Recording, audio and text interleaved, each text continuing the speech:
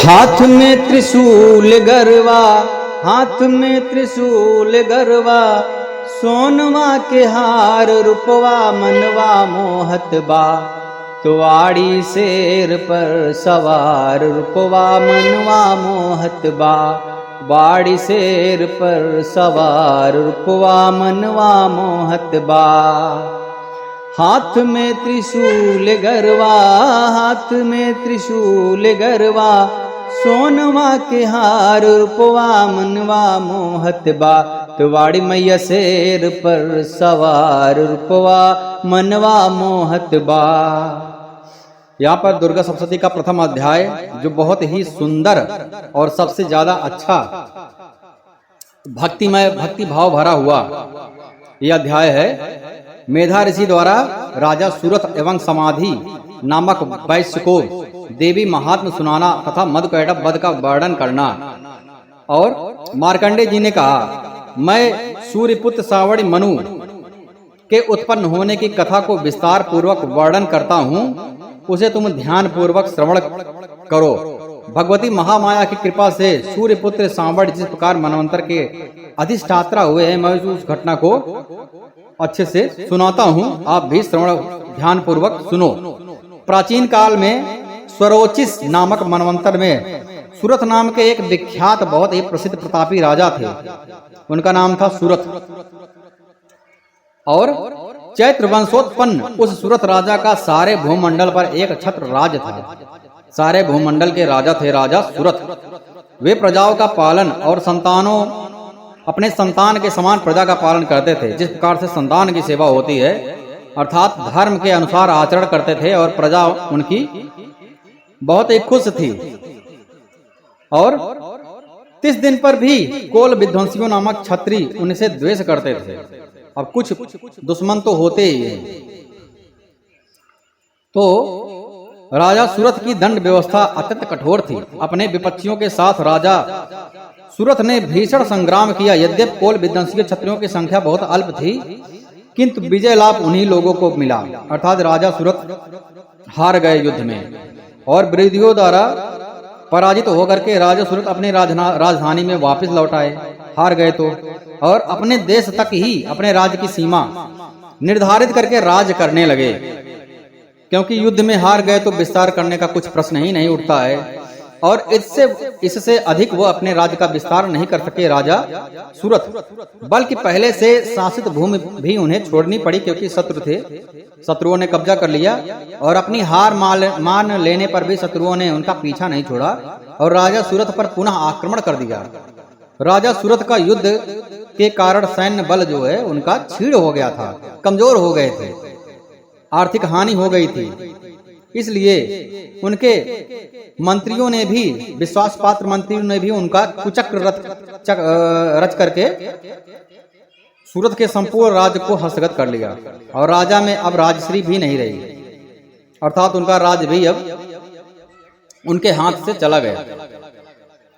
इसलिए वह अकेले ही अश्वारूढ़ होकर के मृगया के बहाने घोर जंगल में पलायित हो गए, क्योंकि अब यही एक मार्ग बचा उनके लिए। राज्य भी नहीं रहा उनके अधिकार में और शत्रुओं द्वारा पराजित भी हो गए। तो भाग जाना ही उचित था, नहीं तो हो सकता था उनको भी बंदे लिया जाता या फिर उनको भी मार दिया जाता। तो मृगया के बहाने निकल गए। वन में पहुंच करके राजा सूरत ने विप्रवर मेधा ऋषि का आश्रम देखा।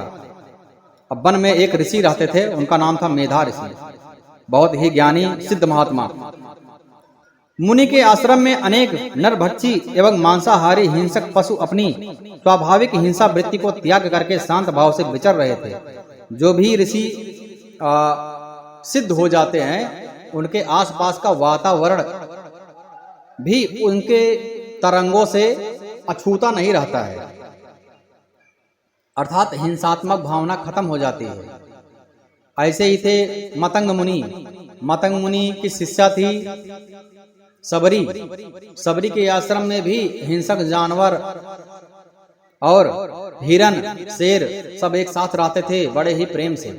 वैसे ही यहाँ पर मेधा मुनि के आश्रम में भी अब इतने सिद्ध महात्मा थे कि उनके आश्रम के आसपास हिंसक पशु अपनी जो उनका स्वभाव होता है हिंसा करना, वह अपनी हिंसा स्वभाव का ही त्याग करके आनंद पूर्वक रहते थे। किसी प्रकार का कोई भी हिंसा नहीं करते थे, प्रेम पूर्वक रहते थे, क्योंकि वहां का ऐसे ही वातावरण बन गया था। एक ऋषि के रहने से यही होता है समाज में। समाज में यदि एक ऋषि है, सिद्ध महापुरुष है, तो जितना भी भगवान का नाम लेता है वह अंतरिक्ष में गूंजता रहता है, उसके आसपास वातावरण में भगवत नाम संकीर्तन गूंजता रहता है, और उस नाम के प्रभाव से लोगों की वृत्ति अहिंसा की वृत्ति हो जाती है, अधर्म का आचरण जो है वह खत्म हो जाता है, भगवत धर्म अपने आप ही नाम के प्रभाव से आने लगता है। यहां पर भी उसी प्रकार से हुआ। तो मुनि की शिष्य मंडली से उस आश्रम तथा वन प्रांत का सौंदर्य मुखरित हो उठा था। आश्रम में आए हुए राजा सूरत की मुनि ने आओ भगत की, उनका स्वागत किया मुनि ने। कुछ दिन तक राजा सूरत भी मुनि के आश्रम में रह करके विहार करते रहे।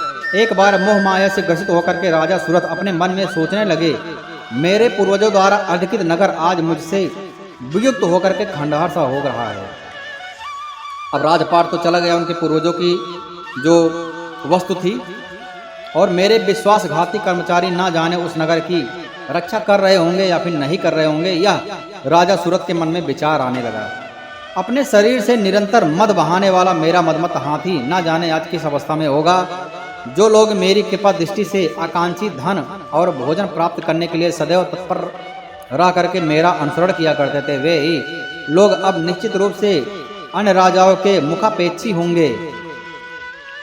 अब पता नहीं अन्य राजा उनको अन्न धन जो भी आवश्यकता अनुसार वस्तुएं होती हैं देते होंगे, नहीं देते होंगे, हमारे प्रजा सुखी होगी या दुखी होगी, इस प्रकार के भाव राजा सूरत के मन में चलने लगा। उन सभी लोगों के द्वारा मेरे धन का दुरुपयोग हो रहा है। जो लोग मेरे राज्य पर अधिकार कर लिए अब उस धन का दुरुपयोग कर रहे होंगे, इसमें कोई भी संदेह नहीं है। इस प्रकार अनेक कुतर्क राजा के मन में उठ रहे थे। एक दिन मेधा मुनि के आश्रम के समीप एक वैश्य को देख करके राजा ने उनसे पूछा, एक वैश्य भी मिल गया, भाई तुम कौन हो?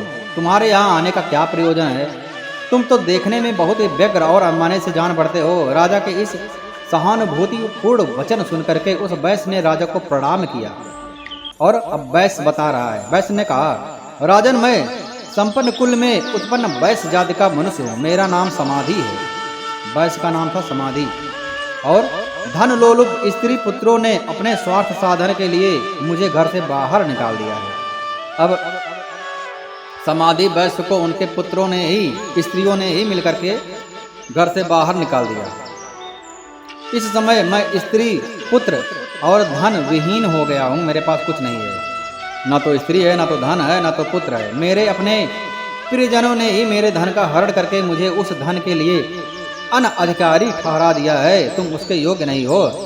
इससे क्षुब्ध होकर के घर का परित्याग करके वन में चला आया हूँ मैं, क्योंकि अब वैश्य को भी ज्ञान हो गया कि कोई किसी का नहीं होता, पुत्र भी नहीं होता, पत्नी भी नहीं होती है, जो भी विश्वास पात्र लोग होते हैं, मित्र होते हैं, वह भी नहीं होते हैं, कोई किसी का नहीं होता है। जब तक स्वार्थ होता है तभी तक लोग प्रेम करते हैं। सुर नर मुनि सब का यह रीति, स्वार्थ लाए करे सब प्रीति। जैसे ही आत्मज्ञान हुआ लोग संन्यास ग्रहण कर लेते हैं, ऐसे ही संतगण भी संन्यास अपना घर द्वार पुत्र पत्नी छोड़ देते हैं। क्यों? क्योंकि उनको आत्मज्ञान हो जाता है, कोई किसी का नहीं है, इसलिए संन्यास मार्ग ले लेते हैं। क्योंकि ज्ञान होने के बाद में किसी से लगाव ही नहीं रह जाता, यहाँ तक कि शरीर से भी लगाव नहीं रह जाता है। और यह सत्य बात है, अंत समय में शरीर भी साथ नहीं देता है। तो यहाँ पर राजा सूरत जंगल में आ गए और वैश्य समाधि भी जंगल में आ गए, और दोनों की दशा कुछ एक ही प्रकार से मिलती जुलती है। और इस समय मेरे मन में उसी कुटुंबियों के प्रति चिंता हो रही है कि वे सब ना जाने किस अवस्था में, किस परिस्थितियों में होंगे, जो उनको लात मार के, ठोकर मार के घर से बाहर निकाल दिए हैं। मन में विचार आ रहा है राजा सूरत वैश्य समाधि के कि वे लोग कैसे होंगे, सकुशल होंगे कि नहीं होंगे। मुझे इन सब बातों का कोई भी ज्ञान नहीं है। मैं सोच रहा हूँ कि वे मेरे पुत्र कैसे होंगे। समाधि बोल रहा है, मेरे पुत्र कैसे होंगे, उन्हें सज्जन कहूँ या दुर्जन कहूँ। वैश्य की बात सुनकर के राजा ने उससे पूछा, जिन प्रियजनों से धन लिप्सा के कारण तुम्हें घर से निष्कासित कर दिया गया है, उस स्वार्थ परायण स्वजनों के ऊपर तुम्हारी इतनी गाढ़ी ममता क्यों है?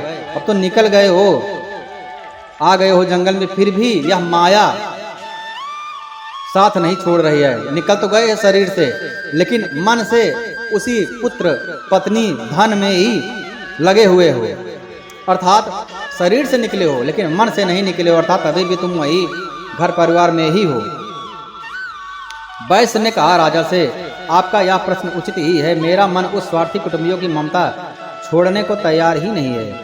अब आप ही बताइए मैं क्या करूं? धन लोलुपता के कारण परिवार के जिन सदस्यों ने मेरी यह दुर्दशा की है, उन लोगों के प्रति मेरे मन में ममत्व की भावना है। हे महानुभाव, इतना जानते हुए भी न जाने क्यों मेरे मन में उन स्वार्थी लोगों के प्रति ममता बनी हुई है, उनको छोड़ने के लिए राजी ही नहीं है।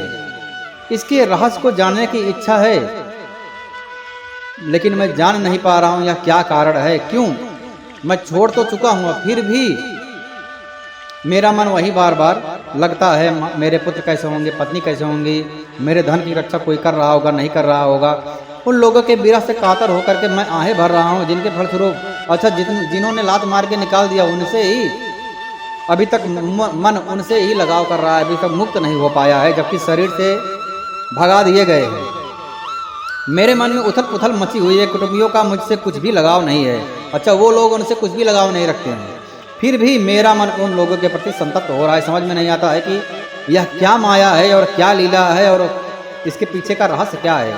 मार्कंडेय जी कहते हैं, ये ब्राह्मण, इस वार्ता की समाप्ति के बाद सूरत और समाधि नामक वैश्य एक ही साथ मेधा मुनि के सन्मुख होकर के उपस्थित हो गए। अपना समस्या लेकर के मुनि के प्रति सम्मान प्रदर्शन करके वे दोनों ही वहीं बैठ गए।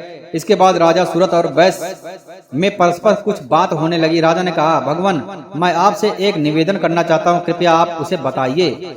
मेरा मन स्ववश न रहने के कारण बहुत ही क्लेशित है। जिस राजभोग से सुख से मैं वंचित कर दिया गया हूँ, उसी को पुनः हस्तगत करने के लिए मेरे मन में आकांक्षा बनी हुई है। अर्थात ये भी राजा भी शरीर से तो भाग आए हैं, लेकिन मन उनका उनके राजपाट में ही लगा हुआ है। हे मुनिश्रेष्ठ, मैं इस बात को जानता हूं कि अब मेरा राज्य पर कोई भी अधिकार नहीं रह गया है, प्रभुत्व नहीं रह गया है। मारकर वहां पे वहां से भगा दिया गया हूं, उस पर किसी राज्य का, किसी अन्य का शासन हो गया है। फिर भी अपनी अज्ञानतावश मैं उसी मोह में पड़ा हुआ हूं। इन सब बातों में क्या भेद है, मैं कुछ समझ नहीं पा रहा हूँ। इस वैश्य का भी कुछ इसी प्रकार से हाव भाव है, इसी प्रकार से उसका भी वर्ताव। या वैश्य भी मेरे ही समान अपने पुत्र पत्नी और सेवकों द्वारा व्यक्त है, ऐसा जानते हुए भी यह वैश्य अभी तक अपने कुटुंबियों के मोह से ग्रस्त हो रहा है। अतएव हम दोनों का मन इस सब बातों में बहुत ही खिन्न है। मेरा मन अभी भी भ्रमित हो रहा है। हे महाभाग, हम दोनों में से जो प्रेम प्रवाहित हो रहा है वह वस्तु क्या है? हम दोनों में प्रत्यक्षता अज्ञान के लक्षण दृष्टिगत हो रहे हैं। अर्थात हमको यह पता है कि लगाव नहीं है, न तो पुत्र मुझे मार के खदेड़ दिया है, पत्नी भी मार के खदेड़ दे, कोई भी प्रेम नहीं कर रहा है। मैं जंगल में आ गया हूं, फिर भी मेरा मन उनके प्रति लगा हुआ है। राजा को भी वैसे ही दुश्मनों ने मार के खदेड़ दिया जंगल में, और उनके अपने ही विश्वास पात्र मंत्रियों ने कुचक्र रच करके राजा के राज्य को हस्तगत कर लिया है। राजा जंगल में आ गए, फिर भी उनका मन राजपाट में ही लगा हुआ है, पत्नियों में ही लगा हुआ है, सेवकों में ही लगा हुआ है, उनके मतवाले हाथी जिस पर सवार करते थे उन पर लगा हुआ है। यही हाल होता है। माया इतनी प्रबल है, भगवान विष्णु भगवान की माया इतनी प्रबल है। या देवी शक्ति रूपेणु या देवी सर्वभूतेषु माया रूपेणु संस्थिता, नमस्तस्यै नमस्तस्यै नमस्तस्यै नमो नमः। माया इतनी प्रबल है कि पुत्र यदि मार डाले तब भी पिता का लगाव पुत्र से कम नहीं होता है, पत्नी भी यदि मार डाले, जला दे, तब भी लगाव कम नहीं होता है। यह माया का खेल है। इसीलिए जब तक प्राणी माया के चक्कर में पड़ा रहता है, भगवान को प्राप्त नहीं कर सकता है। परंतु माया से छुटकारा प्राप्त करना इतना संभव, इतना सरल नहीं है। बिना भगवान की कृपा से यह संभव ही नहीं है। बिनु हरि कृपा मिले ही नहीं संता, और बिनु सत्संग विवेक न होई। राम कृपा यह सुलभ न सोई। जब तक भगवान श्री राम, भगवान माता आदि शक्ति विष्णु भगवान, श्री रामचंद्र जी, रामकृष्ण जी, हनुमान जी, महादेव जी की कृपा नहीं होती, तब तक माया से मुक्ति प्राप्त नहीं किया जा सकता और संतों के दर्शन भी नहीं हो सकते हैं।